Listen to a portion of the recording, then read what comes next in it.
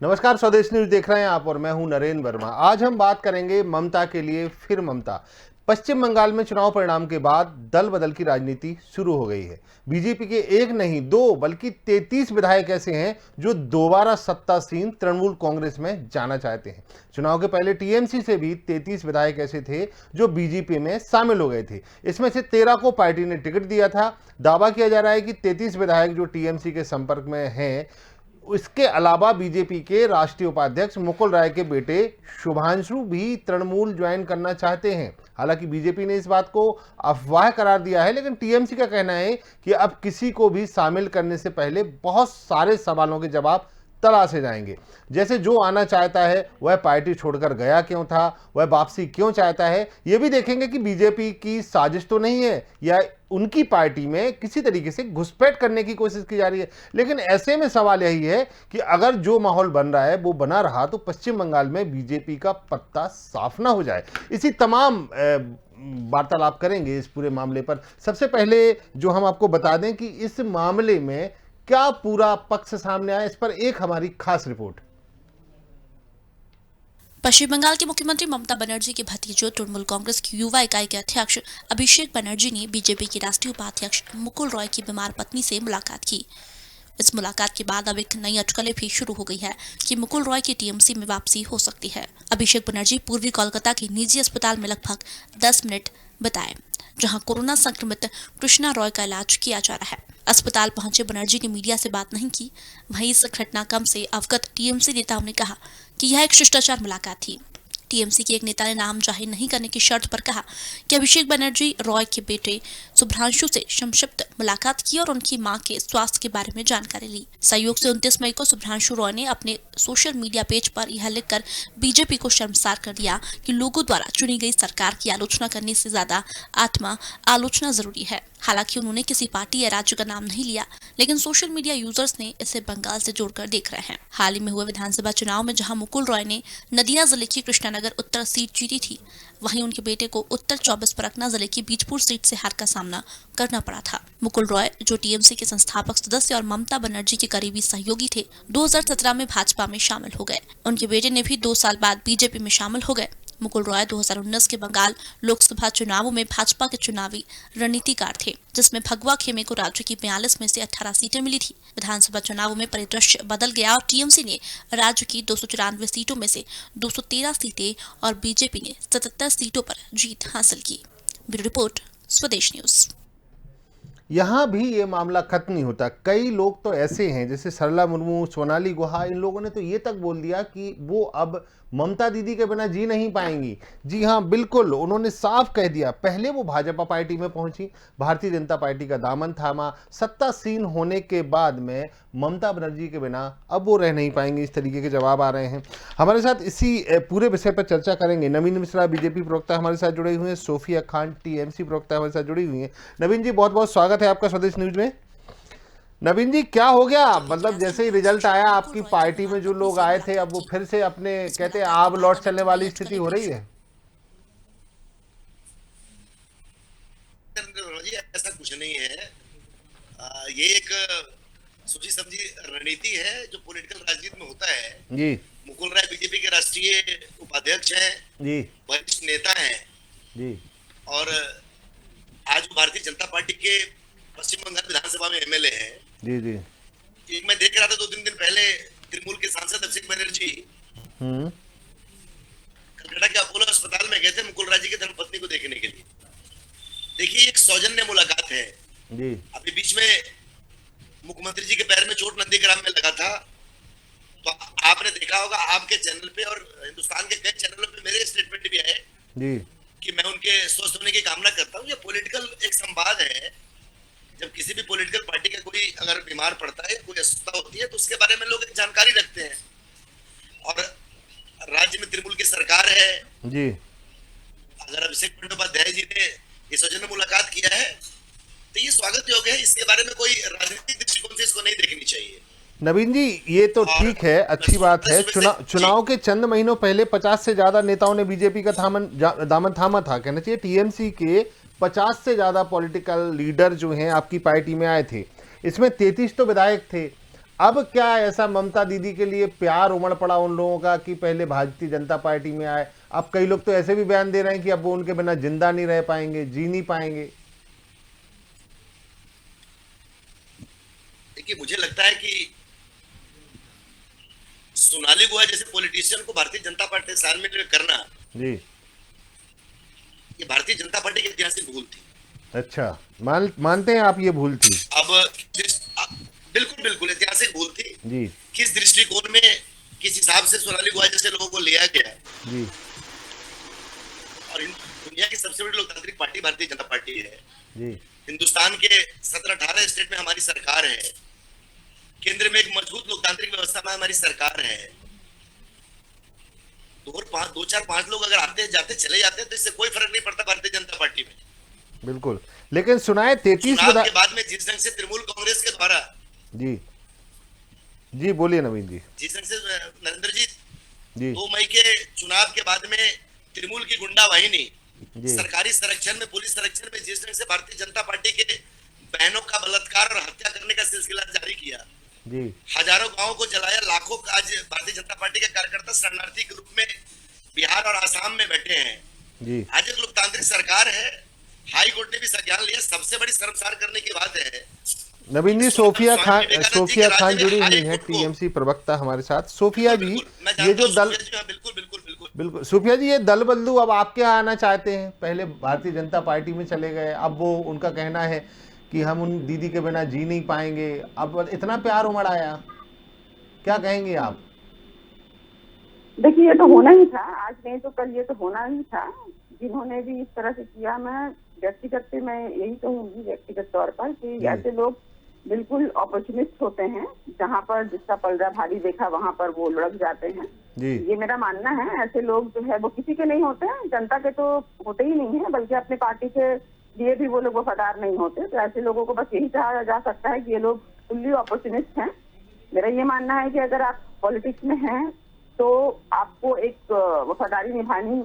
50 से ज्यादा लोग टीएमसी से भारतीय जनता पार्टी में गए थे और अब कोशिशें भी उनकी जारी हैं कि वो लौटकर अपनी पार्टी में आ जाएं। उस वक्त शायद उन लोगों को ऐसा लगा था कि बीजेपी जो है वो सत्ते पर आ रही है बहुमत के साथ, लेकिन जब उन लोगों ने देखा कि बीजेपी सिर्फ हारी ही नहीं बल्कि बुरी तरह से हारी है बंगाल में, और आने वाले समय में उनकी तो कोई भी दूर दूर तक उनको अपने लिए कोई आशा की किरण भी नजर नहीं आ रही है।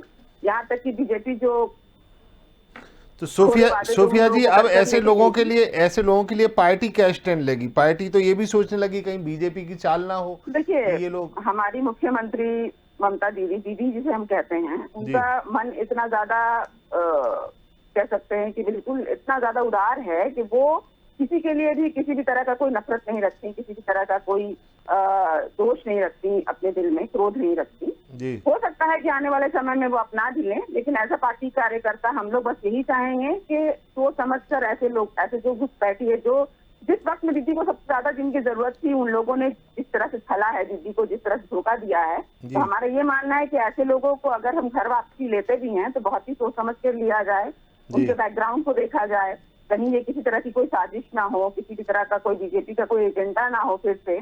लेकिन मेरा ये मैं ये जानती हूँ कि कहीं ना कहीं ममता दीदी जो है इतनी ज्यादा सिंपल लेडी हैं। लेकिन एक बात तो है सोफिया जी, जब आपके यहाँ से 50 से ज्यादा नेता गए थे तब भी साजिश थी, अब वो आपके यहाँ आने वाले हैं तब भी साजिश है। कहीं ना कहीं डर तो है भारतीय जनता पार्टी का टीएमसी को।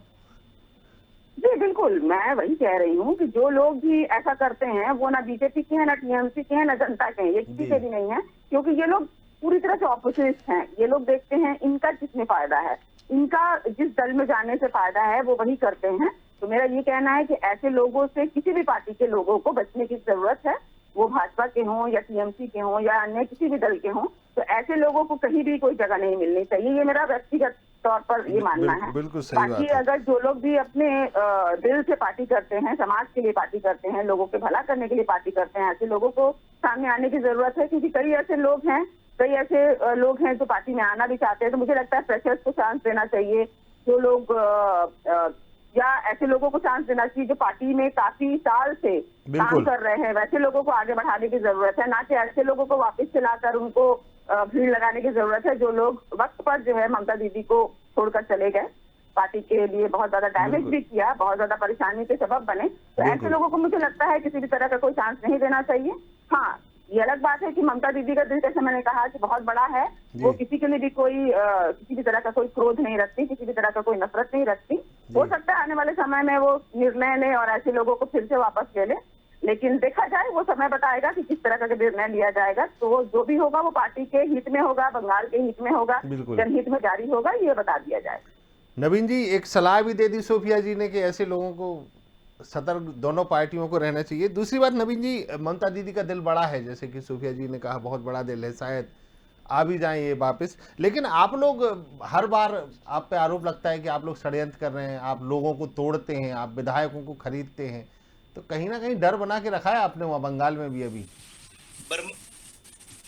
वर्मा जी, अभी आप लोग ही बोल रहे हैं कि 33 एमएलए भारतीय जनता पार्टी में तृणमूल कांग्रेस की तरफ बढ़ रहे हैं जी। मैं आपको आश्वस्त करता हूं कि दो एमएलए ने हमारा इस्तीफा दिया है, क्योंकि 2 एमपी थे, जगन्नाथ सरकार जी रानाघाट से और मेरे मित्र निषेध प्रमाणिक कूच बिहार से जी। अभी 75 हमारे एमएलए हैं और एक मजबूत चट्टान की तरह है। लेकिन तृणमूल राजनीतिक दृष्टिकोण से राजनीति में ये चलता है कि लोग किस नीति के सिद्धांत से अपनी राजनीति करते हैं। तृणमूल से काफी लोग आए, मुकुल राय जी भी तृणमूल से आए। अभी हमारे अपोजिशन लीडर बहुत ही कद्दावर नेता तृणमूल कांग्रेस में थे शुभेंदु अधिकारी जी, जिन्होंने तृणमूल कांग्रेस के अत्याचार, उस सरकार के कार्यनीति और मुख्यमंत्री के कारनामे के विरुद्ध में एक बड़ी आवाज उठाई। और आज सबसे आश्चर्य करेंगे, हिंदुस्तान के लोकतंत्र में एक अपने आप में अलग चीज है कि 213 और 15 सीट जीतने वाली कांग्रेस की मुख्यमंत्री नंदीग्राम से चुनाव हार जाती हैं जी। और उनको 214 एमएलए पे विश्वास नहीं है और चुनाव हारने के बाद भी मुख्यमंत्री की शपथ लेती हैं। ये लोकतंत्र के अंदर में एक दिशाहीन राजनीति है। तृणमूल कांग्रेस की कथनी करने में बड़ा फर्क है। मैं अब यही कहना चाहूंगा कि अब एक मजबूत सरकार आपकी आई है। लेकिन नवीन जी एक बात तो है, नवीन जी एक बात तो है कि ममता बनर्जी शुभेंदु अधिकारी की पत्नी से मिलने गई, बड़ा दिल दिखाया उनने। दूसरी चीज जो अभी कहा जा रहा है दीपेंद्र विश्वास के बारे में कहा जा रहा है, ये कितनी सही बातें हैं? टीएमसी के कई नेताओं ने तो ये तक बोल दिया है कि कुछ दिनों बाद देखिए आप, बहुत सारे लोग हैं जो लाइन में हैं। देखिए मैं आपको बता दूं कि भगवान न करे, मैं ऊपर वाला से दुआ करता हूं कि तृणमूल कांग्रेस के लोग हो, भारतीय जनता पार्टी के लोग हो, चाहे पश्चिम बंगाल में जो भी पॉलिटिकल पार्टी है, इसके कोई भी राजनेता बीमार पड़े।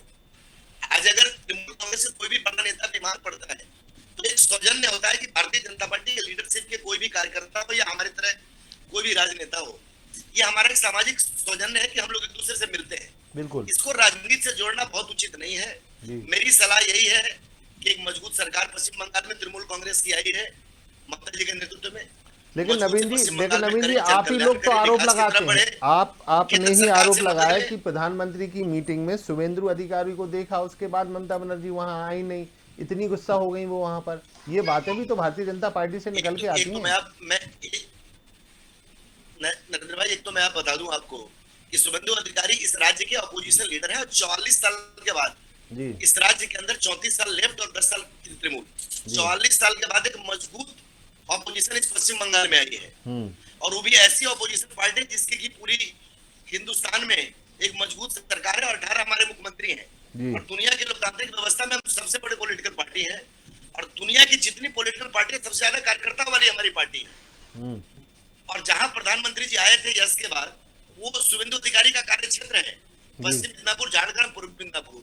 वहां अपोजिशन लीडर अगर आते हैं और माननीय मुख्यमंत्री जी के द्वारा अगर इस ढंग का, देखिए मेरे नॉलेज में नहीं है कि मुख्यमंत्री इसलिए गए हैं कि नहीं गए हैं, लेकिन अगर मुख्यमंत्री या तृणमूल के मेरे मित्र ये सोच रहे हैं कि इस ढंग का कोई मामला है तो ये सामाजिक समरसता में उचित नहीं है। मुख्यमंत्री जी को अपोजिशन के लेकर के मजबूती से काम करनी चाहिए। हम भी चाहते हैं कि राज्य सरकार को पूर्ण रूप से मदद करें ताकि राज्य का कल्याण हो। देखिए माली वही अच्छा होता है जिसके बगान में हर ढंग का फूल हो। जो नरेंद्र मोदी का उदाहरण है, वो ऐसे बगान के माली है जिसमें हिंदू हो, मुस्लिम हो, सिख हो, ईसाई हो, अमीर हो, गरीब हो, आपने देखा होगा यही एक सब करनी में सामाजिक समरा को समाज। हाँ बोलिए सोफिया जी कुछ पूछना चाह रहे हैं। नवीन जी के 2-4 प्रश्नों का मैं उत्तर देना चाहूंगी। हाँ बोलिए नवीन जी, सोफिया जी कुछ पूछना चाह रही हैं आपसे। सोफिया जी पूछिए आप। सबसे बिल्कुल, पहले ये बिल्कुल बताइए कि शुभेंदु अधिकारी अपोजिशन में हैं, चलिए हम उनका सम्मान करते हैं, हम सबको करना चाहिए। अपोजिशन है, अगर किसी राज्य में, अगर किसी केंद्र में अपोजिशन बहुत ज्यादा स्ट्रांग होता है तभी ज्यादा गवर्नमेंट जो है वो अच्छे से कार्य कर पाती है, ये हमारा भी मानना है। लेकिन ये बताइए कि आपने केंद्र में अपोजिशन को कितना ज्यादा सम्मान दिया है, पहले ये बताइए आपने केंद्र में कितना ज्यादा अपोजिशन को लेकर आपने किसी भी तरह। एक मिनट, मैं मुझे बोल लेने दीजिए। आपकी बातें मैंने बहुत धैर्य के साथ सुना, आप मेरी बातों को पहले सुन लीजिए। आपने केंद्र में या किसी भी अन्य राज्यों में अपोजिशन को कितनी ज्यादा, मुझे ये बता दीजिएगा, लिस्ट के साथ बताइएगा, एग्जाम्पल के साथ बताइएगा। दूसरी बात है, बंगाल में अगर हम शुभेंदु अधिकारी की बात करें तो आप ये बताइए कि शुभेंदु अधिकारी को इतना ज्यादा जो आप लोग सम्मान दे रहे हैं, आपने कहा कि मुख्यमंत्री को हराया, तो मुख्यमंत्री को नंदीग्राम में लास्ट मोमेंट में हमारी मुख्यमंत्री जीत चुकी थी, लेकिन पता नहीं ऐसी क्या घटना घटी कि अचानक से फिर से रिपोर्ट आती है कि वो हार गई हैं। खैर इसके ऊपर मैं आज नहीं जाऊंगी, ये छोड़ दीजिए। और बाकी अगर आपसे कह रहे हैं कि मुख्यमंत्री हारी हैं, तो मैं आपको सबसे पहले ये बता दूं कि जो भी सीटें 200 से पार जो सीटें हैं ना, वो किसी भी इंडिविजुअल, किसी भी, मेरा ये मानना है कोई भी विधायक नहीं जीता है, बल्कि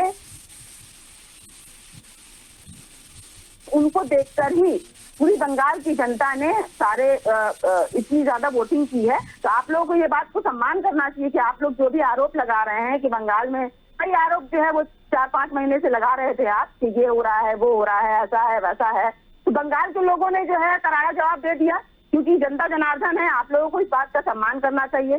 बाकी हमारे 4 लीडर, जो फिरहाद हकीम से लेकर आपने जिन भी लोगों पर जो भी सीबीआई की जो चीजें हुई वो हम सबसे छुपा नहीं है। आपने शुभेंदु अधिकारी पर कोई भी किसी भी तरह का कोई कार्य क्यों नहीं किया गया? क्या वो बिल्कुल दूध के धुले हो गए आपके पास जाने के बाद?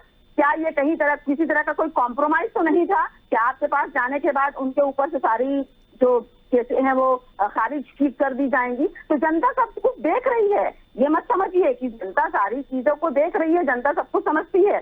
तो ऑपोजिशन में सिर्फ शुभेंदु अधिकारी, क्योंकि वो आपके दल के नेता हैं, इसलिए आप लोग उनको ज्यादा मान्यता दे रहे हैं, सम्मान दे रहे हैं, या आप लोग वाकई में ऑपोजिशन को किसी भी तरह का, एक मिनट मुझे बोल रहे दीजिए, क्या आप लोग ऑपोजिशन में क्यों नहीं आप लोग केंद्र में ऑपोजिशन को काम करने देते हैं?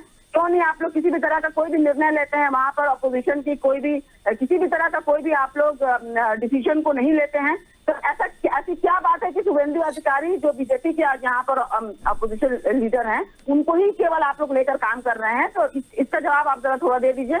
दूसरी बात है, आपने कहा कि यहाँ पर माताएं और बहनों का रेप हो रहा है, रेप हुआ है, 100 घर जला दिए गए हैं। तो आपको मैं बता दूं कि आपके पास अगर कोई भी प्रमाण है तो जवाब ले लें सोफिया जी, जरूर भेजिएगा, क्योंकि जितने भी वीडियो वायरल हुए हैं वो सारे के सारे बीजेपी आईटी सेल के द्वारा निकले गए हैं और सारे के सारे फेक साबित हुए हैं। आपको मैं बता दूं कि आपके जितने भी इस तरह के वायरल वीडियोस हुए हैं जहां पर दिखाया जा रहा है कि इलेक्शन चुनाव के नतीजों के बाद जो भी केसेस यहाँ पर आए हैं, एक भी ऐसा वारदात नहीं हुआ है, मेजर कोई वारदात नहीं हुआ है, क्योंकि सारे के सारे जो है फेक साबित हुए हैं। तो आप अगर आरोप लगा रहे हैं तो उसका प्रमाण भी जरूर दें। जवाब ले लेते हैं। नवीन जी, सबसे पहली बात तो जो पूछी आप उनके तीनों सवालों के जवाब दीजिए। उन्होंने मुझे 4 सवाल पूछा, मैं चारों का जवाब दे देता हूँ। पहले जी, एक तो मैं इनको बता दूं कि 2 मई के बाद जो हादसा हुआ, पिछले हफ्ते हाई कोर्ट ने संज्ञान लिया और कल 3 थानों ने, इंटाली विधानसभा के 3 थानों ने 148 बहनों को, गरीबों को, मुस्लिम संप्रदाय के हमारे बीजेपी के कार्यकर्ताओं को कल इंटाली विधानसभा में कलकत्ता पुलिस के अधिकारी खड़े होकर 148 लोगों को उनके घर में पहुंचाए हैं। वो 1 महीने से, रमजान के महीने से ईद बाहर मनाए और रमजान के महीने के बाद वो अपने घर में अभी गए हैं। 148 लोग ऐसे थे मेरे। सोफिया जी आप सुनिए, आपकी जानकारी के लिए अच्छी रहेगी। आप एक पार्टी के प्रवक्ता के रूप में चैनल में बैठ रही हैं।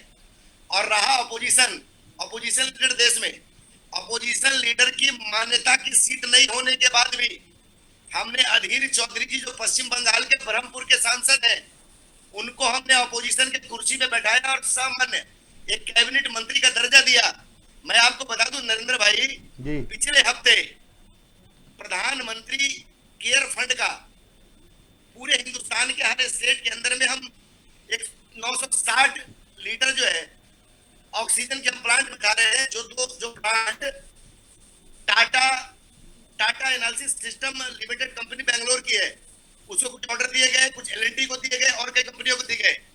उसमें टीएसएल ने 2 डिलीवरी दिया है जो बेंगलोर से चल के आई है, पानागढ़ में एयरलिफ्ट हुआ है और पानागढ़ से बाय रोड एक बांकुड़ा के एसएस हॉस्पिटल में गया है जो बारजोरा में है, और दूसरा मुर्शिदाबाद के बरहमपुर के मेडिकल कॉलेज एंड हॉस्पिटल है जो अधीर चौधरी जी का क्षेत्र है, वो देश के अपोजिशन लीडर है, उनके क्षेत्र के हॉस्पिटल में हमने ऑक्सीजन प्लांट लगाने का पहला काम किया है, जिसकी प्लेटफॉर्म और सारे सिस्टम नेशनल हाईवे जो नितिन गडकरी जी का डिपार्टमेंट है उसने रेडी किया है जी। सोफिया जी अपने दोनों मेडिकल कॉलेज पहले सोफिया जी पहले सुनने की आदि बनिए, सच्चाई में बनिए। बहुत कुछ कर दिया, आपने बुलेट ट्रेन भी बना दिया है, आप चांद सितारों पर पहुंच गए हैं। सच्ची की बातें मत करिए, हमें बताइए कि करनी में क्या किया। आपके बरहमपुर में दोनों प्लांट पहुंच गए, कौन है? और ये सेकंड वेव आने के बाद क्यों हम लोग प्रिपेयर्ड नहीं थे? क्यों सारी वैक्सीन को आपने फॉरेन कंट्री में भेज दिया? क्यों आप लोग बाहरी मुल्क जब तक देशवासी वैक्सीन नहीं हुए तो उससे पहले आपने सारे वैक्सीन को क्यों इक्वल बराबर हमने दिया है? आप लोग कथनी और करनी में फर्क है। पहले ये बताइए, गंगा घाट में जो लाशें मिली थी, वो गंगा घाट में जो लाशें मिली थी वो किसकी थी? हिंदू की थी, मुसलमान की थी, किसकी थी? आप लोग जो गलत प्रोपेगेंडा फैलाते हैं, हिंदुत्व का नारा लगाते हैं, ये बताइए कि वो जितने लोग मारे गए क्या उनका कोई जाति बता सकते हैं? जितने भी हिंदुस्तानी मारे गए क्या आप जाति के आधार पर, धर्म के आधार पर बता सकते हैं कि वो लोग क्यों मारे गए? क्यों ऐसा जो घटनाएं हुई है हम लोग पहले से प्रिपेयर क्यों नहीं थे? मुझे लगता है चर्चा का रुख कहीं और चला गया है। राजनीति में सुनने की शुरुआत करिए, आपने जो पूछा उसका जवाब पहले ले लीजिए। चलिए नवीन जी, हाई कोर्ट ने 148 आदमी को कल इंडाली विधानसभा में भिजवाया है घर में। पहले जानिए सोफिया जी, जानकारी लेके टीवी चैनल पे बैठा करिए। आज भी कम से कम 7 से 8 हजार लोग आसाम में बैठे हैं जो आसाम गवर्नमेंट के संरक्षण में शरणार्थी। मैं पहले एक बात बता दूं नवीन जी, सुनिए बोलिए बोलिए बोलिए। नई सरकार नहीं बनी है, ममता बनर्जी की नई सरकार नहीं बनी है।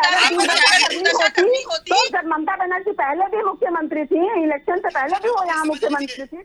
राज्य के 9.5 करोड़ जनता एक हारे हुए मुख्यमंत्री को मुख्यमंत्री के क्या पद पे देख 2 तारीख के बाद हम उनकी दुर्दशा करते हैं? ये बताइए कौन सी लॉजिक है? क्योंकि ममता बनर्जी की सरकार तो पहले से 10 साल से है, 10 साल से कौन सी भी दुविधा आ रही है यहाँ पर? 10 सालों में जब कोई जो चीजें नहीं हुई वो 2 तारीख के बाद क्यों होगी? पद से चुनाव हार जाती है। नहीं, अचानक से क्या होगा ये बताइए। 10 सालों में सरकार है, 10 सालों में टीएमसी का राज है, तब कोई प्रॉब्लम नहीं हुआ, तब लोगों का काम नहीं हुआ, तब लोगों का रेप नहीं हुआ, तब लोगों के साथ कोई भी घटना नहीं घटी, तो अब क्यों घट रहा है ये बताइए? कौन सी लॉजिक है इसमें? अगर ऐसी घटनाएं घट रही होती पैसे को आपने लूटा है। चलिए नवीन जी, सोफिया जी, एक बात तो है कि चूंकि ये चर्चा बहुत बड़ी हो सकती है और बहुत कहना चाहिए गंभीर विषय था जिसको हमने छुआ है, लेकिन एक बात नवीन जी, ये बात हकीकत है और ये बात सही भी है। कोरोना काल की बात करें तो कोरोना काल में राज्य सरकारों ने भी काम किया है, केंद्र सरकार ने भी काम किया है। बड़ी आपदा थी अपने देश पे, बिल्कुल बड़ी आपदा थी, और इसमें नहीं कह सकते हम कि राज्य सरकार ने काम नहीं किया या केंद्र सरकार ने काम नहीं किया। दूसरी चीज सोफिया जी, अगर टीकाकरण की बात हम कर रहे हैं तो कई पार्टियां जो हैं, चाहे आपका कहना चाहिए कांग्रेस की बात करें, आपकी पार्टी की बात करें, सब लोग जब टीका आया था तब हम कहते थे कि बीजेपी का टीका है। जब मोदी जी टीका नहीं लगवाया था तो हम ये कहते थे कि भाई मोदी जी ने टीका क्यों नहीं लगाया। कई ऐसी चीजें हैं, और हालांकि इसमें मैं किसी एक पार्टी को दोष नहीं दूंगा, बराबर का दोष है, चाहे भारतीय जनता पार्टी हो, चाहे टीएमसी हो, चाहे कांग्रेस हो। इन पार्टियों ने कहीं ना कहीं कोरोना पर भी राजनीति की है, ये सबसे बड़ी बात है। दूसरी चीज सोफिया जी, एक और मैं आपसे बात जानना चाहूंगा कि पार्टी ने, चूंकि हम मुद्दे से भटक चुके थे पूरे, पार्टी ने अब क्या सोचा है? ऐसे नेता अगर आएंगे तो आपकी पार्टी की तरफ से बयान भी आए हैं कि भाई ऐसा तो नहीं है बीजेपी की चाल हो, तो क्या ऐसे नेताओं के लिए टीएमसी में अब दरवाजे खुले हैं?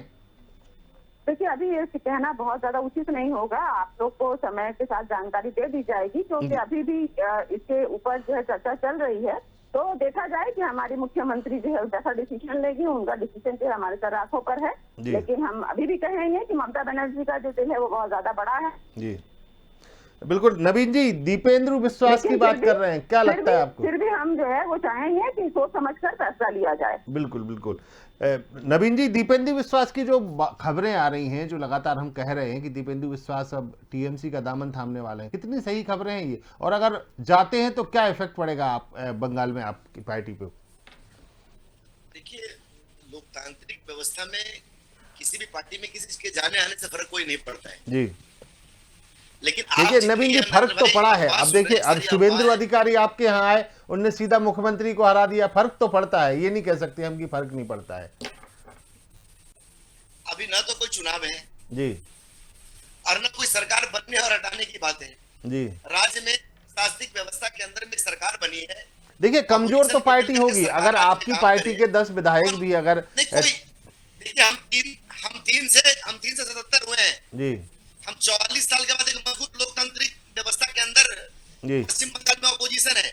हम राज्य सरकार को किसी भी ऐसे रास्ते पे नहीं चलने देंगे जो सांप्रदायिकता तुष्टिकरण को बढ़ावा दे, राज्य के सामाजिक समरसता को तोड़े, सामाजिक विकास में बाधक बने और शारदा नारदा जैसे कोई भी घोटाले बिल्कुल तृणमूल कांग्रेस के कार्यकर्ताओं ने, सरकार ने जिससे अल्पान के पैसे का दुरुपयोग किया। बिल्कुल।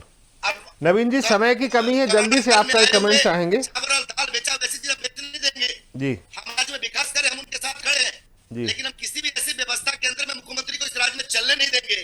जी अधिक समरसता को तोड़ता है, या भारत के राष्ट्रवाद को नहीं, बिल्कुल बिल्कुल। नवीन जी, समय की कमी है, माफी चाहूंगा। आप दोनों मेहमानों का बहुत बहुत धन्यवाद जो हमारे साथ जुड़े। आप चूंकि समय की बहुत कमी है, नवीन जी बहुत बहुत धन्यवाद हमारे दोनों मेहमानों का हमारे साथ जुड़ने के लिए। एक बात तो है कि मौका परस्ती, और कहना चाहिए कि सबसे बड़ी बात कि सत्ता पक्ष की तरफ भागना, क्योंकि ये अब मौका परस्ती नेताओं के लिए कोई नई बात नहीं रह गई है, और ऐसा ही कुछ बंगाल में हो रहा है। ममता के लिए फिर से उन लोगों की ममता जगने लगी है जो कभी ममता बनर्जी को चुनाव के पहले छोड़कर गए थे। हालांकि अब देखना यह होगा कि तृणमूल कांग्रेस जिस तरीके से अब सतर्कता बरत रही है, और उनका कहना है कि ये एक विपक्ष की बड़ी चाल भी हो सकती है। फिलहाल ममता के लिए फिर ममता कार्यक्रम में इतना ही। बने रहिए हमारे साथ, देखते रहिए स्वदेश न्यूज।